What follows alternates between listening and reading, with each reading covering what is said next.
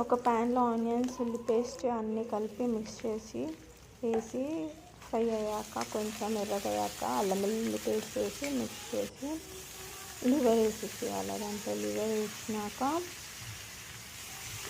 liver మంచిగా mix చేసేసి కాసేపు వేగేంత వరకు పెట్టి దాంట్లో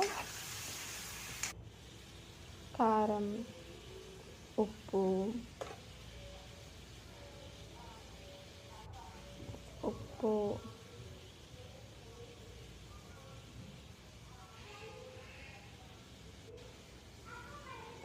పసుపు